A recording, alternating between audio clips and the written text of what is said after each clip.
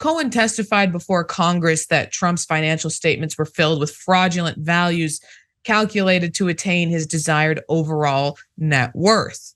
New York Times reported Mr. Cohen repeated those statements on Tuesday, his first day of testimony, when questioned by a lawyer from the Attorney General's office. He also spoke about his involvement in deals in which Mr. Trump's financial statements were used to showcase the former president's wealth and financial power. But on Wednesday, Mr. Trump's lawyers provoked Mr. Cohen by pointing out his inconsistencies. At one point, Mr. Kais called him a perjurious witness who has lied to everyone he's ever spoken to. Again, an ironic argument to make when your client is Donald Trump, but not inherently untrue as it pertains to Michael Cohen. Continues on, Trump's lawyer, Alina Habba, suggested that Mr. Cohen had contradicted himself in describing his work on the financial statements.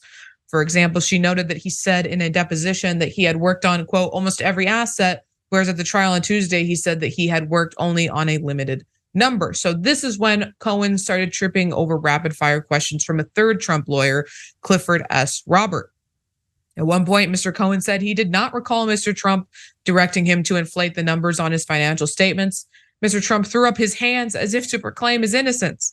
After Mr. Cohen made that admission, Mr. Robert asked Justice Engoron to dismiss the case, a request the judge immediately denied, leading Mr. Trump to push back his chair and storm out of the room. And I'll add this before I continue on. He's allowed to storm out of the room because he doesn't have to be there. He continues to frame it as though they're undermining democracy in our country by forcing him to forego campaigning, to get off the campaign trail and to be hunkered down in New York to attend this trial. He doesn't have to be there. Again, evidenced by the fact that he just left.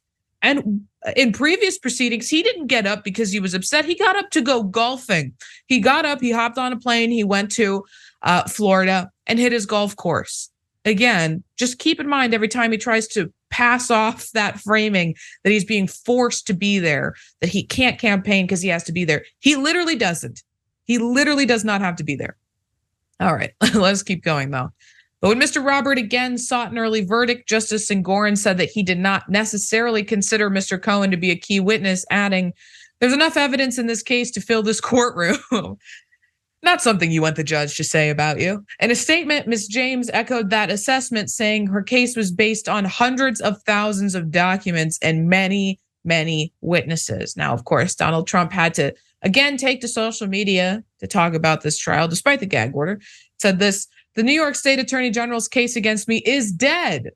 I'm sorry, it made me laugh because we just read the judge say you could fill the courtroom with all of the evidence against him. But here's Donald Trump saying it's dead.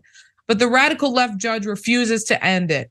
He just can't let it go. Their, quote, star witness lied like a dog on the stand today and then admitted that I did nothing wrong, a total sleazebag. He continues on and on with all of his lies. I'm not going to read all of them because I don't want to give them all that air, that time on our network. But Sharon, this man opens his mouth and lies. It's just all lies. He can't stop himself. He pulls open his phone and lies and lies and lies and lies. So if he does eventually have to take the stand in this trial, he hasn't been called yet, but if he does have to testify in this trial, it seems almost like a fruitless or pointless effort because we all know what he's going to do. He had to take the stand in the separate matter about the gag order and he lied. So if he has to testify about the inflated assets, we know what he's going to do. He's going to lie. Yeah. So it's about the theater of it. You know, it's an exercise. Maybe he won't show that day and just give him what the lawyers call the negative inference or something. He's going to lose anyway. It's not going to matter. But he may want to put on a show. The problem for him is going to be not just that he's a bad liar.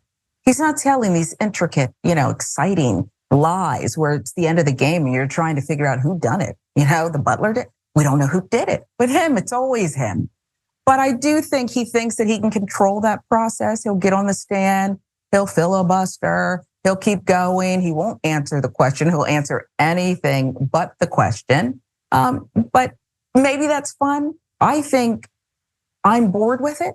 Mm-hmm. But then I've been bored for perhaps a couple of years with it. Maybe there's an audience for this. But I don't see court TV clamoring to, go gavel to gavel on this one, even with the sketches, because it's just not that interesting. Liars gonna lie. Mm-hmm. And also, essentially, he's already been found liable to have done these things. Really, this is just a matter of punishment, of sentencing, of what he's going to have to pay. So, but it is a little boring. But we'll keep you all updated and on his antics, on what he's been saying, and all of his lies and refuting those.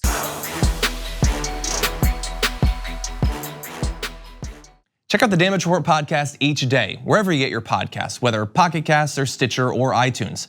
You can join me as I give you the news and stories you want, with a range of co-hosts and interview guests jumping in on the fun each day. Again, that's the Damage Report, wherever you get your podcasts. And if you get them at iTunes, don't forget to rate and review. Sometimes I'll read them live on the show.